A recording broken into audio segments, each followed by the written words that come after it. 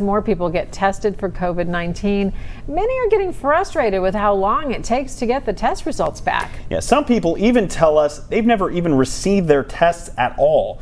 Results, that is. As Jenna Cisneros shows us, it comes down to the high volume of testing being done right at this moment. And then I just never heard back.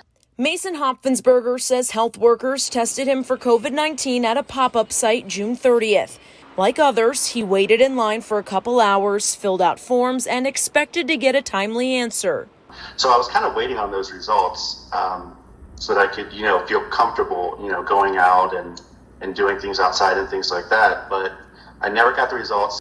Did they ever tell you if you test negative that they weren't going to call you? That was not communicated.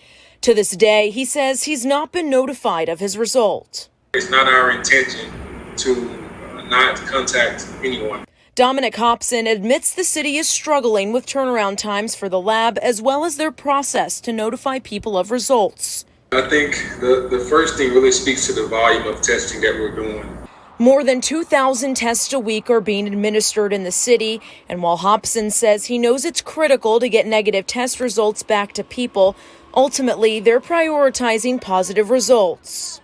I would say the average may be 7 to 10 days. But of course, if that's the average, you do have some outliers that are maybe 2 weeks or sometimes, unfortunately, maybe even longer than that. Their goal, of course, is to shorten that timeline. He says they're actively working with labs not only in Cincinnati, but also in Dayton and Columbus. They're also hiring more staff. There's a lot of stress and anxiety related to what your status is. And we know that people are looking to go back to work or going to be around family. So we know that there's an urgency to do that.